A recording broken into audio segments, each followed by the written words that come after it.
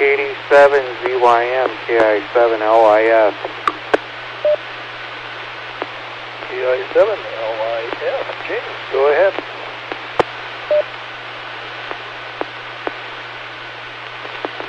Yeah, Dave, I just wanted to let you know that I am checking in tonight, but I am in and out. I don't know if you heard me asking on to let you know that or not, but yeah, I am in and out. I went to a memorial today, and yeah, I'm kind of not doing too good right now. Okay, thank you for your efforts in checking in. We appreciate taking in visitors for our net, so wishing you well. 87 BYM.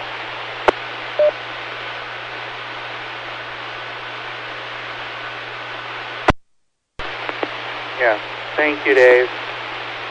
Have a good night tonight, and I'll check in Wednesday and next Saturday.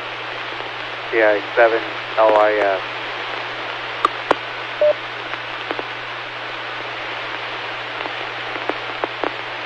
Good evening. This is the Western Washington Amateur Television Society Net. I'm Dave, KD7ZYM. The Western Washington Amateur Television Society is a group of amateur radio enthusiasts that take to the airwaves with fast scan television.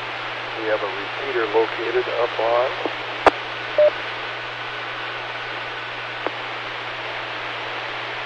Cougar Mountain. We transmit on 70 centimeters. It's a crossband repeater and spits out images at 1.2 gigahertz.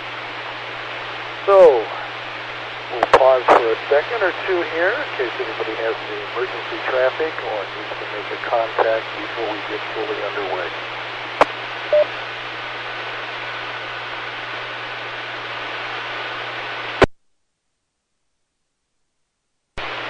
Hearing none. We'll take check-ins already. We got KD7QKU checked in via video link. Anybody else like to check in? WW7ATS.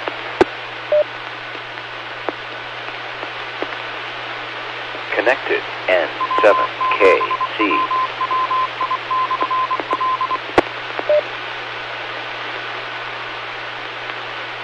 Okay, we got Lee, and we got James, KU7N.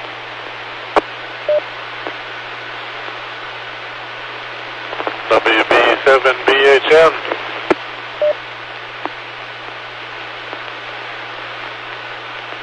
And we got WB7BHM checked in. Again, taking check-ins for the Western Washington Amateur Television Society Net.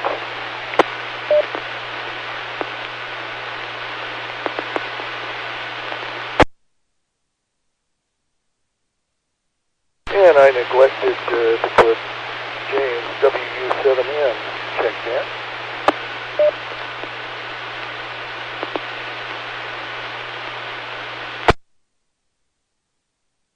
Okay, we'll get the net underway. We're on the 08 repeater with the Western Washington Amateur Television Society net that meets on Saturdays and Wednesdays between 8 and 9 on this repeater.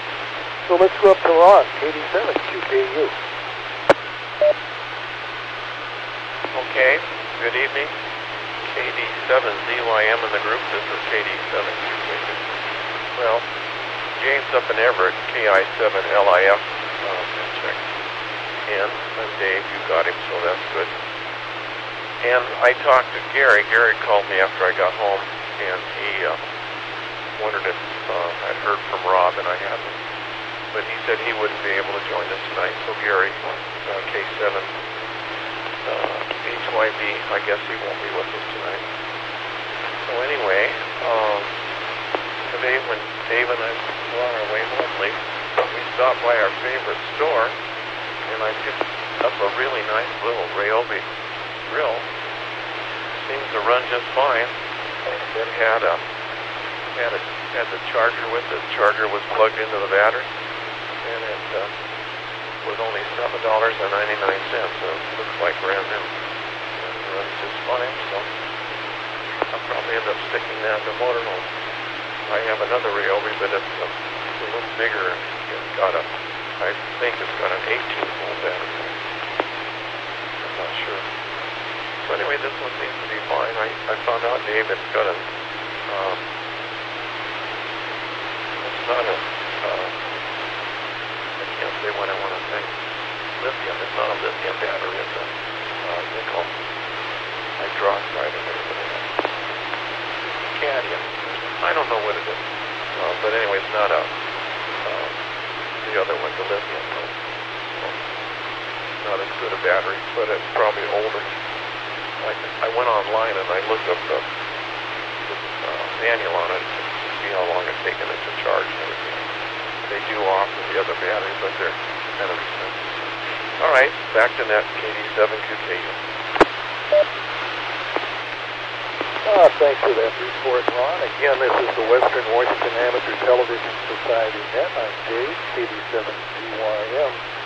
And let's see, Ron, were you going to switch Lee M7KC on? Yes, I did. I forgot him, but I switched his picture on, so I don't know if you can see it or not. But go ahead, Lee, you're on.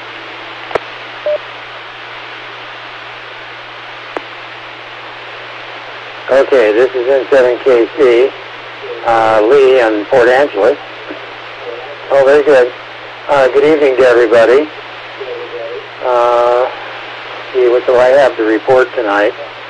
Paul and I made a run today to Kingston, parked the car, and got on the ferry with Kingston Bill. And Paula had a function with some of her high school girlfriends right there at Arnie's in Edmonds. So anyway, actually met Dave and Ron. And so the 4 hours had lunch at Rory's. And then we had a little weather going over this morning, but coming back was smooth sailing. We had sun most of the way. In fact, we had a lot of sun when we got back to Port Angeles. Quite a nice day here. I was bushed, so I took a big nap, so I'm rip-roaring to go right now.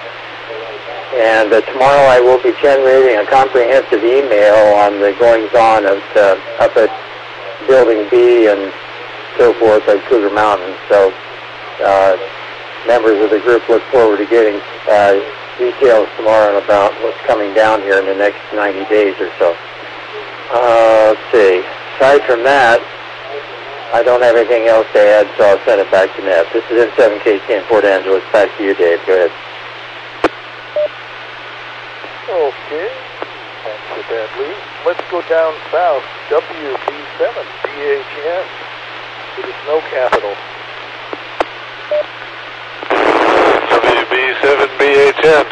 Well, it's no longer the snow capital. It's all milling. It's just about all gone. Got a little bit in the yard here where it's shady, or was shady yet, but part of the lawn is green and showing through, and no snow on it at all.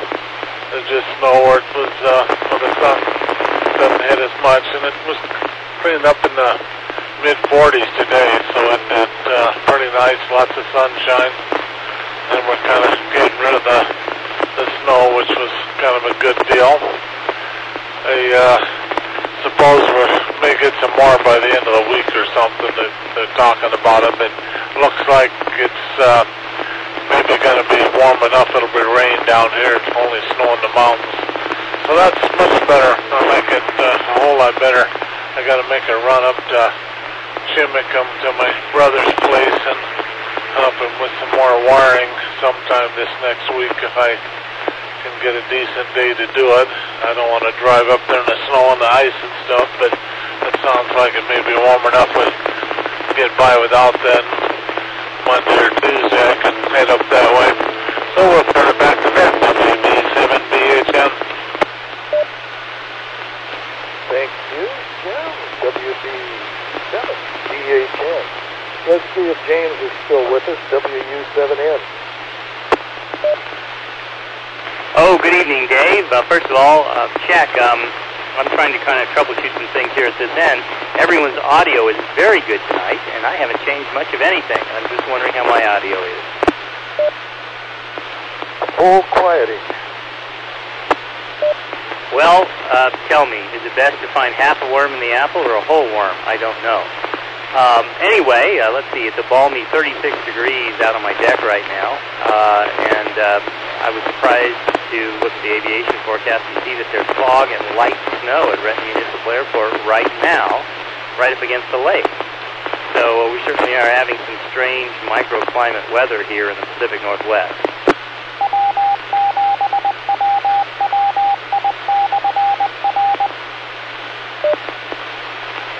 Okay, so Morse code lesson's over. I ordered a couple of things today that should help me get back on the air. I ordered a fan for a computer, and I also ordered a HDMI to RGB converter. And I think the converter was something like $11 or $12. I couldn't build one for that much, so I just bought one from the ever-helpful Chinese. I don't really understand how they managed to get it over here for the cost of the diesel fuel. Also ordered some RT8X cable, and boy, before you know it, you got a $60 bill there. So anyway, that was my exciting activities of the day. Not too exciting at all. And I guess the weather forecast here on the shores of West Lake Sammamish, we're supposed to have rain and snow in and out for the next few days. So it'll be interesting to see what finally develops. So this is it for this round. This is James, WW7N. Back to you, Dave. WU7N, thank you with that. Again, this is the Western Washington Amateur Television Society Net. I'm Dave, KD7BYM. Anybody else like to check in?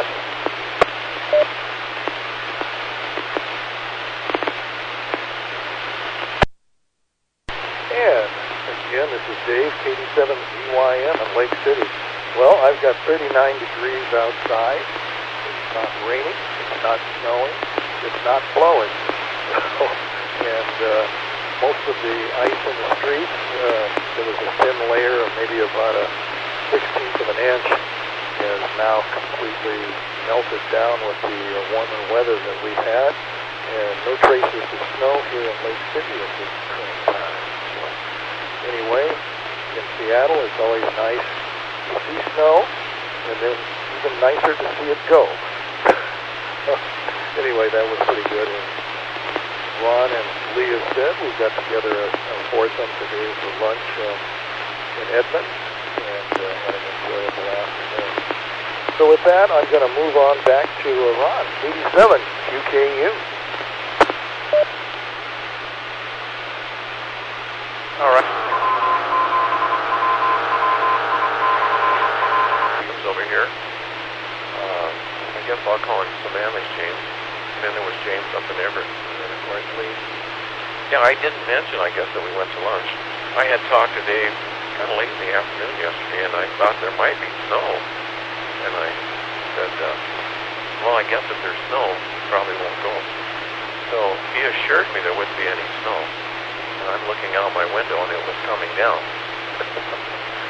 But he was right. I got up this morning, it was 34 degrees, snowing really hard here at my house, but it wasn't sticking.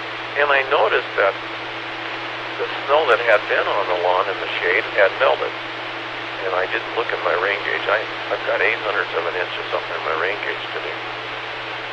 But anyway, sure enough, about 9 o'clock or something, 9:30, it had kind of pretty much let up. And so I guess it was thereabouts. A little bit later, I headed over to Dave's, and I went across the Mercer Island Bridge, and lo and behold, the sun was shining in Seattle. So that was really nice. I was westbound, and I got up to his house, and he offered to drive. For those of you that don't know, Dave has a little electric car, a little Nissan Leaf. Oh, beautiful little car. The top of the line, has all the goodies. Heated seats, I think he has a heated steering wheel and all that stuff. And a leather interior. And it's so quiet, it's just unbelievable. You open the garage door and you're standing there, and when it backs out of the garage, if it doesn't go over a little stick or something and break it, you wouldn't even hear it coming. I almost jumped every time he backed it out of the garage. I'm standing there gawking around the neighborhood and something, and all of a sudden there it rolls up. It's kind of amazing little car, really. And he knew exactly where we were going, and he drove, and boy, that was a nice trip for me. I thoroughly enjoyed that. And then we met Bill. We found the place around the corner to park, and we walked around the corner down the street, and we're right where the ferry comes in, just across from the parking lot there. And we looked, and here comes Bill and Lee. They were walking up the sidewalk, and they waved, we waved, and then we had a nice lunch. And it was chilly. There was a little breeze up there, but it was still pretty nice. I could have had just a little bit more on in the way of clothes. I don't know about Lee. Lee was probably dressed as thin, and he had a windbreaker on, and I'm not sure what he had underneath. Bill, I think, only had a vest and a sweatshirt. Dave had a really nice warm, maybe down jacket on, or a nice warm jacket. But it was fine. It was nice. Man, I'm going to run the repeater out here. Let me let it go. I hadn't been in Edmonds for a long, long time, I guess. And Lee, I think, was amazed at how many people were there wandering around. But I was amazed when we come around this one corner. There was, I don't know, a dozen or more people with their dogs, and they had kind of a little meeting place there. Dogs are so popular today. My goodness, there was a bunch of dogs, big dogs, little dogs, and they were all dressed up. People were all friendly, dogs were all friendly. Anyway, we had a good time. So back to net, KD72KU, and we'll go over to Lee, N7KU.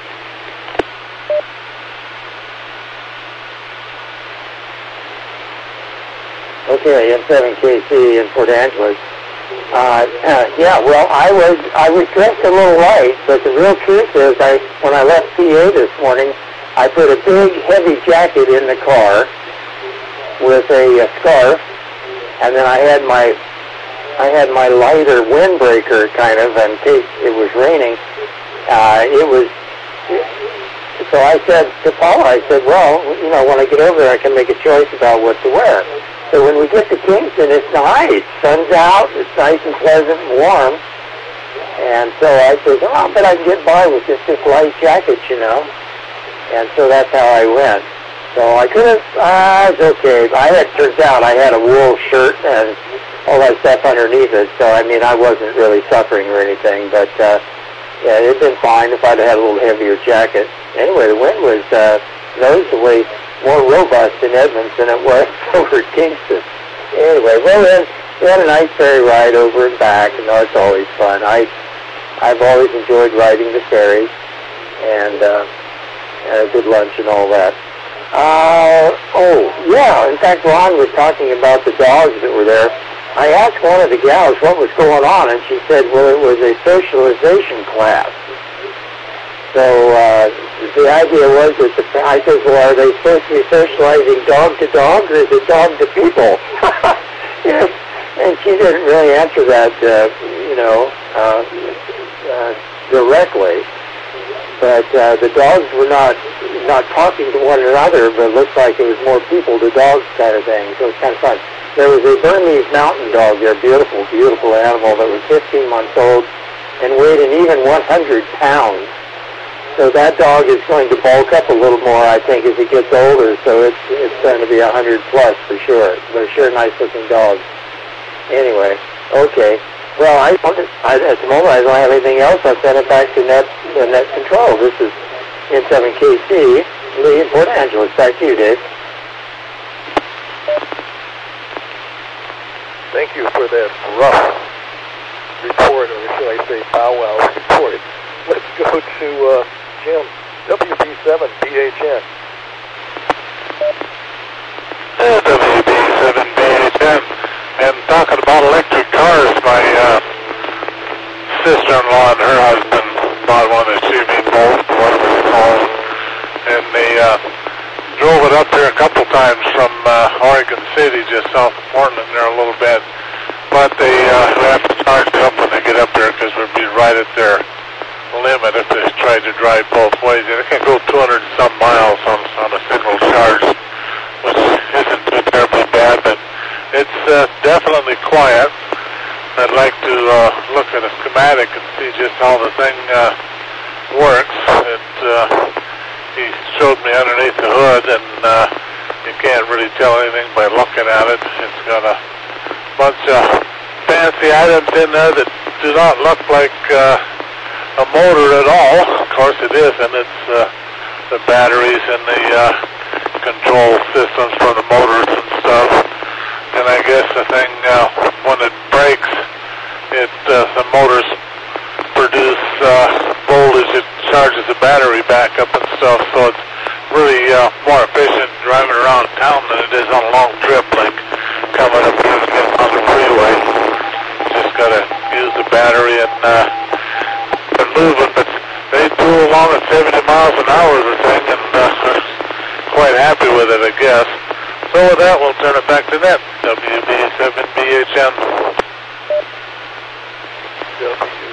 WB7BHN, thanks for that. Let's go to James, WU7N. Thank you, Dave. A couple of questions I had. First off, Ron mentioned he had, I'm not sure whether it was a drill or a grill, but you mentioned it had some sort of rechargeable battery on it. So I'm going to assume you meant a drill, D-R-I-L-L. That was the question I had.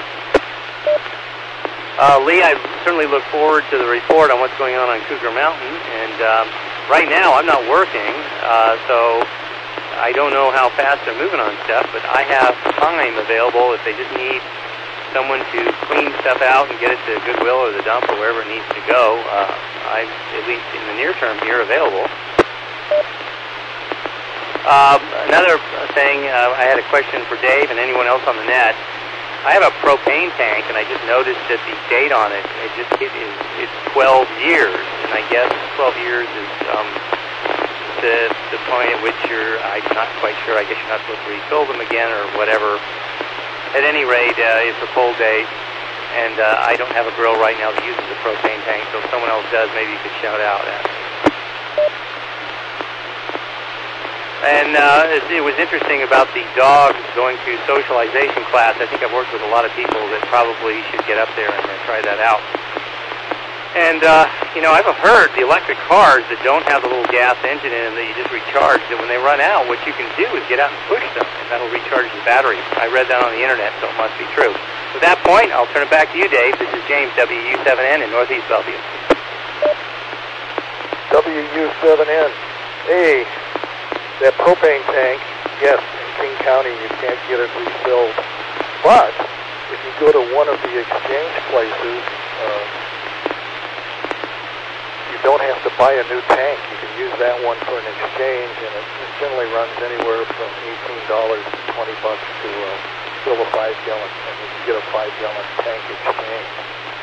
So that's one way to recycle your old tank.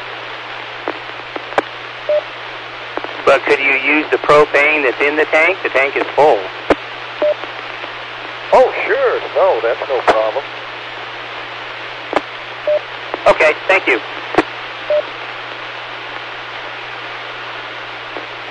By exchanging it to one of the places, it saves you about $25 for a new tank. So that's something you can do. Okay, I'll send you an email about this. I'm sure we can work something out.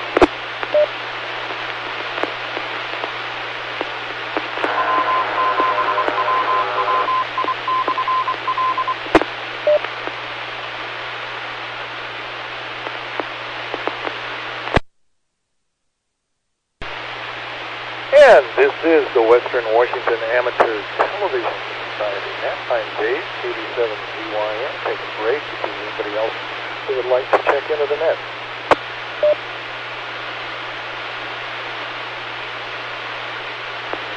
Hearing none. Boy, like everybody said, the weather was really nice here in Seattle after these dreary days we've had. I've gotten out for a walk a couple of times on the snow path around the Lake City area. Most of the sidewalks are always cleared off, and the streets where the sun gets pretty well melts off the snow and the ice pretty rapidly. So outside of the cold weather, still great time to get out and walk around and enjoy outside. And today it was really great because seeing some sunshine, get out and walk around in it was rewarding, I might say. So that's about all I can say from Lake City, so we'll go back up to Ron, 87 QKU.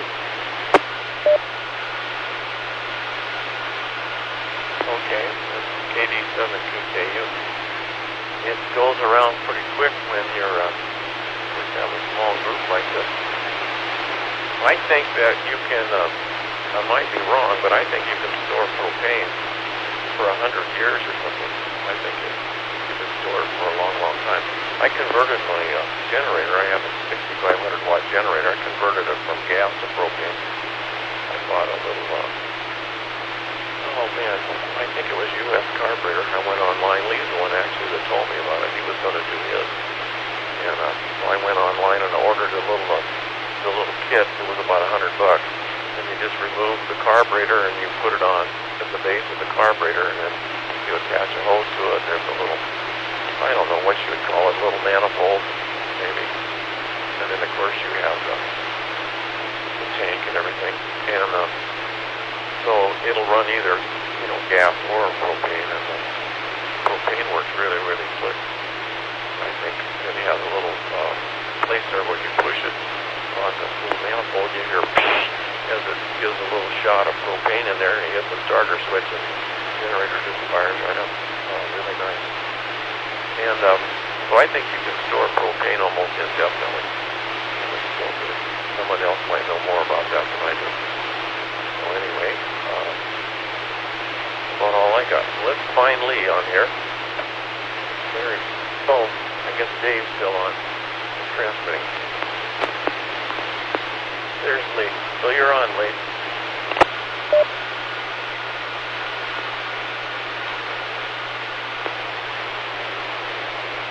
Okay, N7KC, Port Angeles, Lee here. Very good. Well, let's see, James. I think if the tank's 12 years old, there was a change of valve here a few years ago. And so the tank you have will connect right up to your system and work fine. And our on dry gut propane is as long as there's propane in the tank, should be fine. But you can't refill that tank because of the valve on it. They have a new special valve, so they're safer to fill when you take them to the fill station. Now, electric cars. I can add a little bit something to the electric car mechanism. I have a large knee mill and a lathe, metal stuff, and I have Mitsubishi variable frequency drives on the big mill, and I've got I forget who made the smaller drives. Anyway, my mill and my lathe have three-phase motors on them. All right, so this little gadget takes the 220 AC, it converts it, rectifies it to a nice DC and a DC power supply, and then it generates a three-phase signal which runs the three-phase motors on either the lathe or my mill. And the beautiful thing about them is that I can, what it used to be when you turn them on, they just big slam and things start turning almost up to speed right away. Well, I can program these things to spin up in a second or to break down. You can use it's a synchronous braking sort of thing to stop the spindle. Very nice. Well, anyway, electric cars use three-phase motors, and so that big battery pack that's in there is a DC supply for a variable frequency drive, and all you have to do to reverse a three-phase motor is to flip one phase, and you can electrically do that. So if you want to go in reverse, you don't have to change any wires or throw any switches. It basically, if you tell it to go in reverse on a car, all it does is reverses one of the phases, and the three-phase motor runs the other direction. So they're very high efficiency, very nicely made three-phase motors with a variable frequency electronic drive. So the motor can start from 0 RPM and go right up to rated RPM with just by simply changing the frequency of the three-phase drive to the motor. It's stunningly beautiful and works like $1 million, both in electric cars and in electronic control of big mills.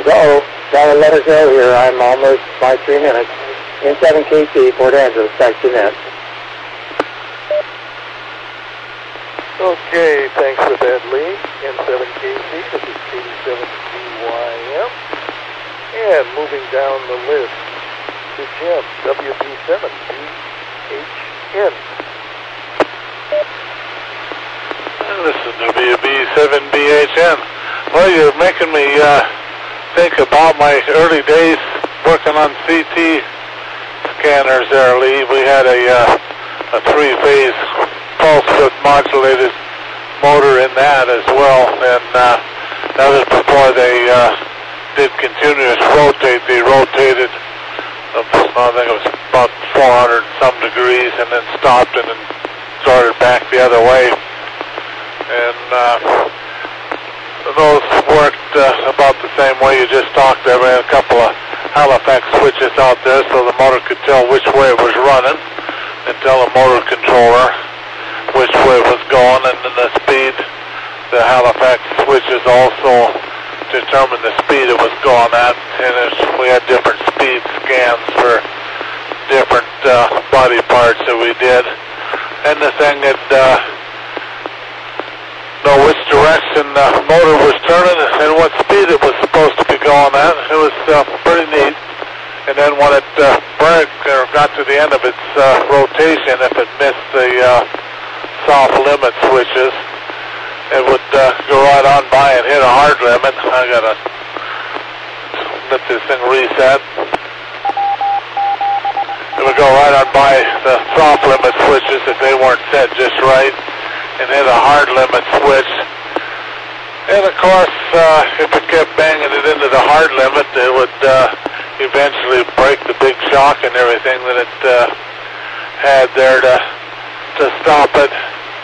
And one of the, I was working for an independent service company, and we were taking care of some bigger CT scanners that had this, and one of the guys that wasn't trained in the scanner kept turning it on when it was missing the soft limit switch and banging up against the hard limit switch, and broke the shock mount right out of the casting that was used for the gantry, and we had to replace the whole gantry section of the CT. That was quite a fiasco. But it was really right about a 20 horsepower motor to turn the innards of the CT there. And it was a pulse width modulated three-phase motor, and it was really quite a setup. It was something to see. So with that, we'll turn it back to that WB7BHN. Wow. Things I keep learning. Always great having nets that you can find out more things. Life is just full of information out there to gather. Let's go on to James, WU7N, and I think common wisdom would say keep your propane tank stored outside, not inside. So take it away. Well, Dave, there you go. My great idea was to get 2 full propane tanks, and I don't know where a good place to put it. Maybe prop up the coffee table with the coffee maker on top of it or something like that. I appreciate the safety suggestions always. You know, it's interesting about the three-phase motors. I didn't know electric cars worked like that. I certainly didn't know CT scanners worked like that. My sister has an electric car, and it's kind of interesting that there is some sort of little gasoline engine in there somewhere, I guess, that kicks on as we all know, to charge the batteries. And I don't quite understand the physics of this because it seems like it's a very small generator that charges the battery. So I don't get how that it manages to move the car down the road so quietly with the electric motor with such great efficiency. I mean, it hardly takes any gas at all. I was on a cruise ship years ago that operated the same way. All the motors that turned the screws on the ship were all electric motors, and the diesel engine turned big generators that moved the electric motors. And they said that was supposed to be very efficient too, but I don't quite understand how. Maybe Lee has comments on that. Let's see, there was the other question I had. Does anyone know if anything had changed up at Cougar Mountain as far as this repeater was concerned in the last, say, week or 8 days? That was a question I had, because I was really having problems receiving people off it, and now I'm not. So I'm wondering if something changed up there. Just a thought. Turning it back to net, this is James, WU7N in Northeast Bellevue. WU7N. Well, a lot of things happen. As you were talking about the electric motors on the boat, most all of the Washington State ferries are powered by electric motors, and the diesel engines produce the electricity that runs those. And as far as, with the electric car that I have on this Nissan Leaf, you have two selections on your drive selector. You've got a D for drive, and then you have an E, which is more of an economy type of mode. Then you'd also have an economy mode. But in the B mode, the foot throttle, which would be a gas pedal, is cut in half by its function of going up and down. So in the drive, foot pedal has 1 to 10 as far as what you're doing, and then when you go into the B mode, it reduces that by 50%. So if you want to have a slower start, go into the B mode, and go into the B mode if you want to go from 0 to 60 miles an hour very rapidly. So it's sort of a rheostat, I guess. So anyway, that's what I can contribute. And again, this is Dave, 87CYS, the Western Washington Amateur Television Society Net. So let's go up to Ron, 87QKU. Okay, this is Ron, KD7QKU. Well, I don't know, James, if you have your television on, but I got a drill. It's a Ryobi 7.2-volt drill. It's a cordless drill. And I paid $7.99 for it. And it looks like brand new. Well, man, you guys opened the whole can of worms here talking about electric stuff. I work for Metro Transit in the body shop, and then I work in the welding fabrication shop. And, of course, they had electric trolleys when I was there. I was there in I guess it was in the 70s. And they had those old electric trolleys, and they had 600 horsepower electric motors in them, if I remember correctly. And the guys that drove them told me that they could go up that Queen Anne Hill, and they could get them going just a mile or two an hour, and then they could put the pedal to the metal, and they said they could actually jump the front wheels off the ground on that great big bus. And they must have done it quite frequently because they broke all the frames, and that was my job to weld the frames back together. It would break them right when they went over the rear axle. And I don't know, the metal, would crystallize or fatigue or whatever, but anyway, they sure broke lots of frames. The motors apparently have a massive amount of torque at very low RPM. And the gym down there in Rochester, there was a guy, I can't say his name now. Let me let it drop here. Came across him on the computer, I think, one day, and he was building electric cars. This is quite a few years ago.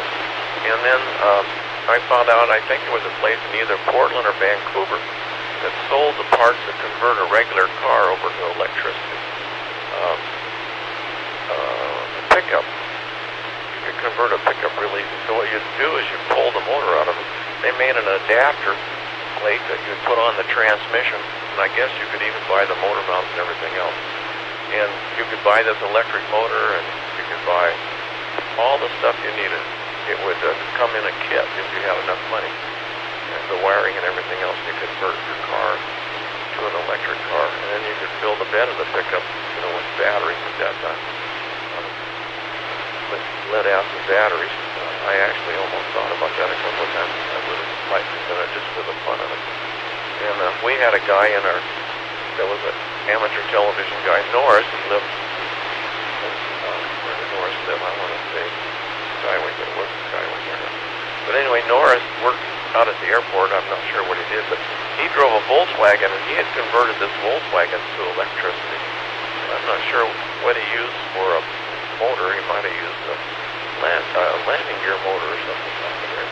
But anyway, he had converted that little Volkswagen many years ago to electricity. He had a whole back seat, I guess, full of batteries. I never did see the car. He had a business card showed a picture of a Volkswagen Beetle with the electric torch thing on the back of it.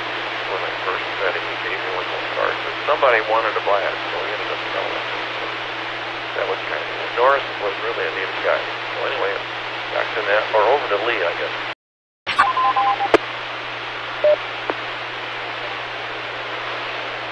Okay, I think I'm going now. Okay, James, I think you must be thinking of the Prius. Is that the one you're thinking that has that hybrid synergy drive where they combine the two power plants seamlessly?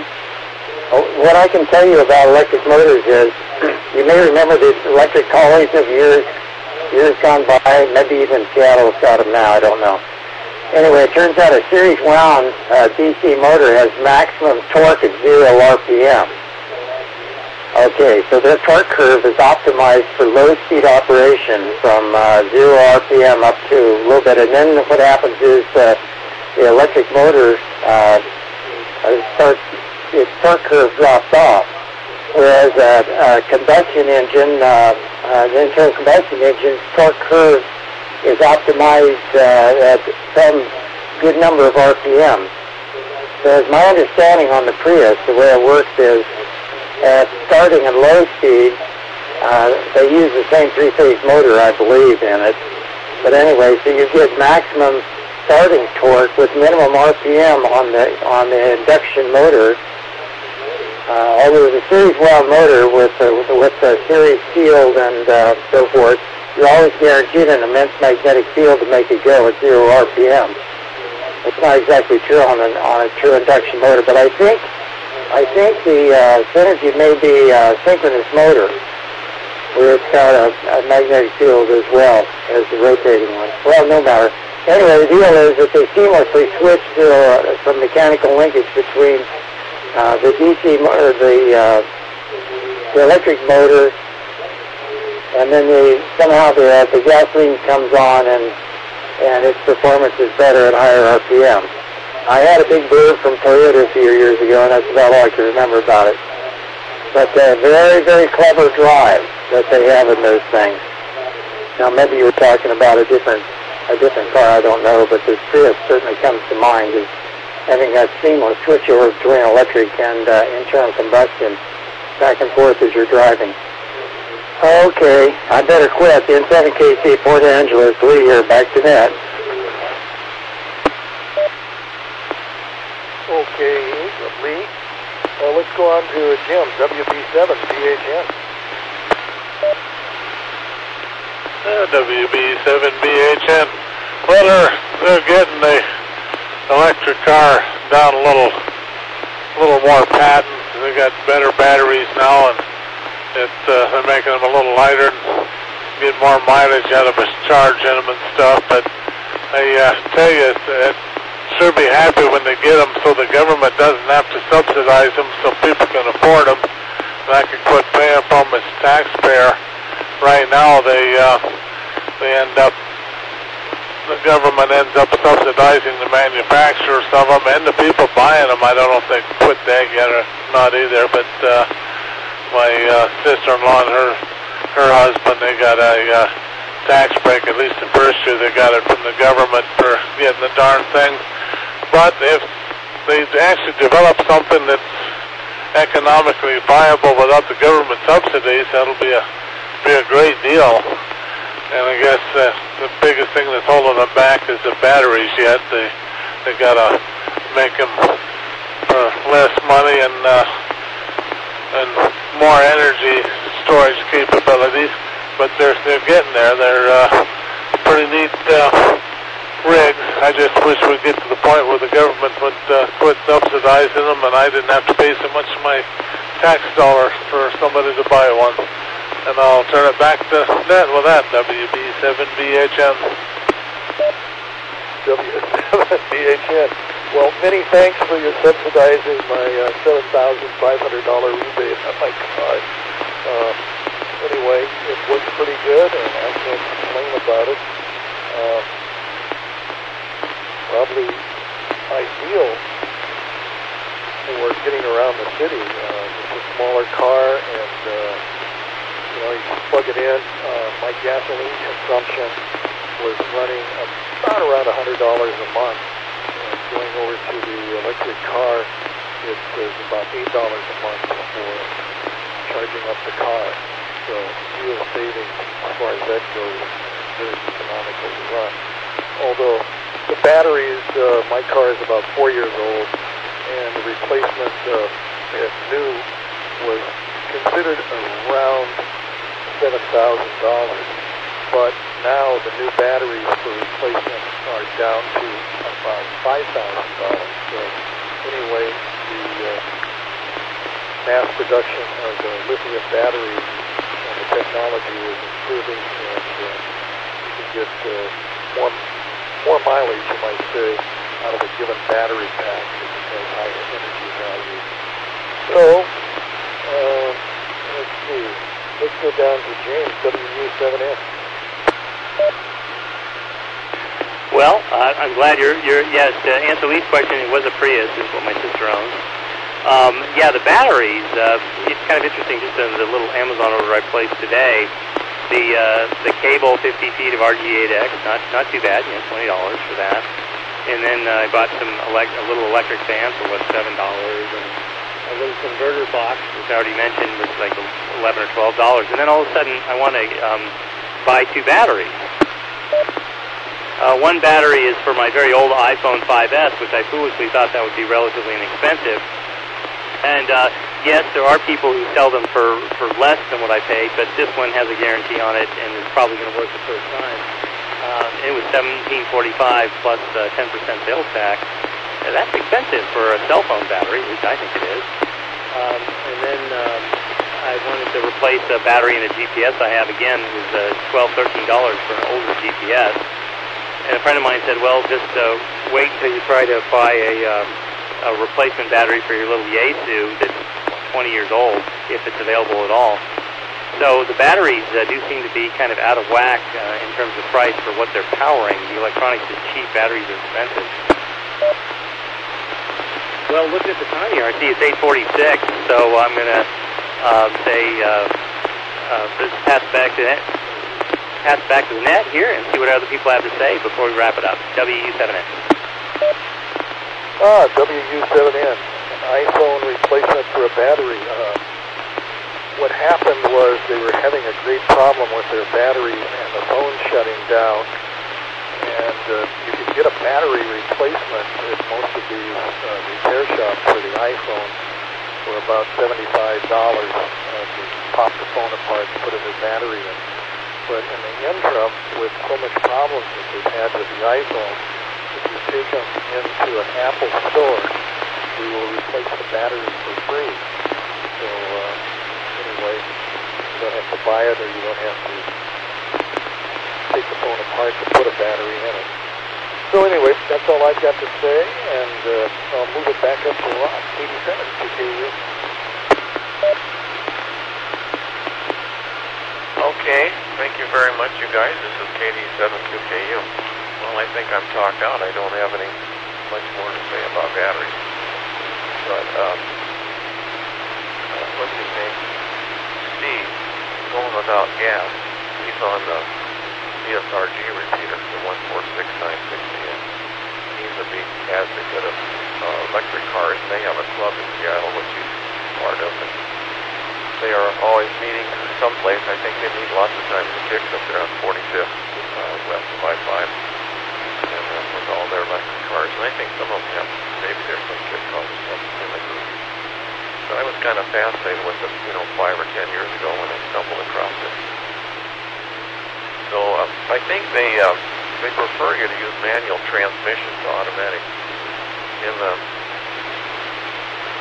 I don't remember if you had to use reverse. I remember reading all about them at one time.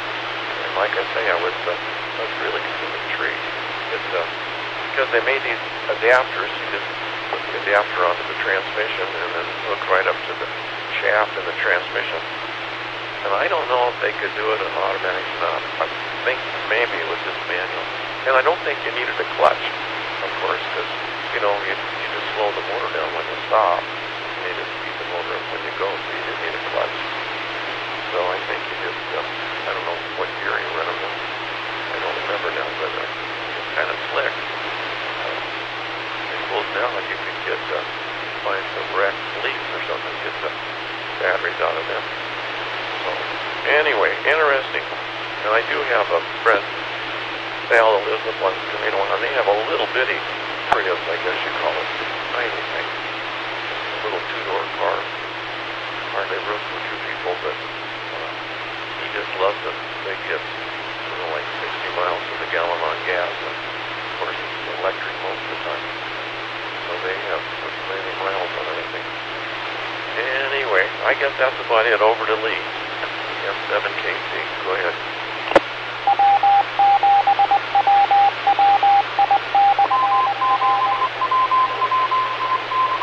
I hope I got my 3 minutes. This is N7KC, Port Angeles.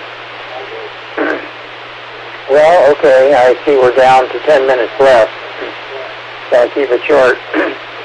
One thing, when I was in the Navy, I went through a motor school, a three-phase, single-phase, DC, all that stuff. And it was really a very good A school, and I remembered most of that stuff to this day.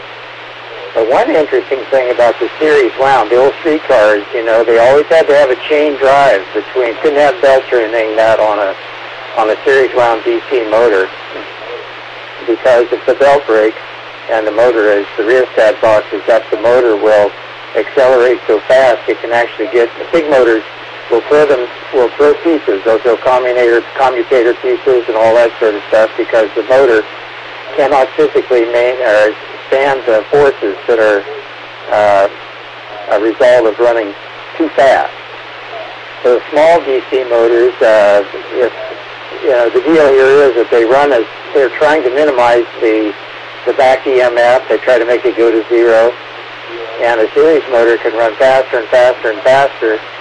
Small motors will finally poop out and they'll limit out, but a big motor with lots of horsepower will just go faster and faster and faster if it is not directly coupled to a load. So they always use chains, link chains, from the motor to the drive on streetcars and on locomotives and that sort of thing, so that if they use belt and a belt were to break, then it's a dangerous situation. I mean, they really throw pieces, you know. They just come flying out of the motor. Oh, well, let's see. All right, good net. Enjoyed it. Lots of nice, interesting talk, and no video for me, but we'll try to correct that in the future. So, 7-3, Sky, thank you for the good net, and we'll look forward to seeing you down the pike. This is 7KC, Port Angeles, back to net. M7KC, thank you with that. Well, let's go for Jim, WW7ATS on his final. This is WB7BHN. I guess while I'm complaining, I might just go complain about some of the other subsidies for like windmills and solar panels and stuff that the government stuffed it into them. While I was working, after I retired from GE, they had a year about, it must have been 5 or 6 years ago now, where GE made $5 billion in this country, and they never paid 1 cent of taxes because they got rebates on their taxes for making these wind generators and selling them and putting them up all over the place. So there was another thing, all these wind farms, every time I go by them and they count me down, and then I get to thinking about how much money it's costing me in taxes, and all the fun goes out of it. So with that, we'll say 73s to everybody, and pretty good net tonight. It's interesting anyway. WB7BHN, back to net. Thank you, Jim. Let's go to James, WU7N. Well, Jim, you've inspired me. I want to figure out how to put one of those little rotating wind chimes on my roof and see if I can get something off my taxes. Maybe you can help me out with that. Anyway, good net tonight. Dave, thank you very much for the pointer on the iPhone battery replacement. From what I understand, that battery replacement went from something like $80 down to $29 if you had an iPhone 6 or later. And, a couple years ago, my niece got me an iPhone 5S, and maybe it's a sad comment on my iPhone dexterity that I've never outgrown it. I still haven't figured out how to write a program for it. I don't have a development environment to code for it, and that's something maybe I'll have to fix over this next year. Anyway, thanks for the information, guys. Interesting net. This is WU7N in Northeast Bellevue, with the Western Washington Amateur Television Society. 73, guys. Oh, man. Ron, you had a question? And a comment. I was going to suggest to James, WU7N, that he join us on Skype after the net. We might have some interesting conversation. Okay, I'll boot that machine. Thank you. Okay, and this is Dave, 87YM in Lake City. And anyway, it's been great having a net tonight. We had 87CKU and 7KC Lee, WB7BHN, WU7N, and we also had James, KI7LIF, check in, sitting next to me.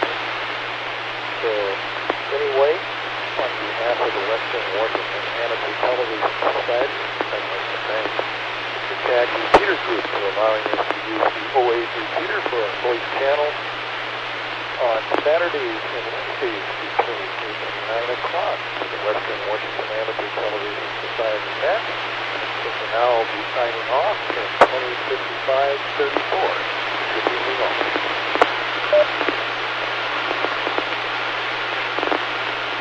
N7KC disconnected.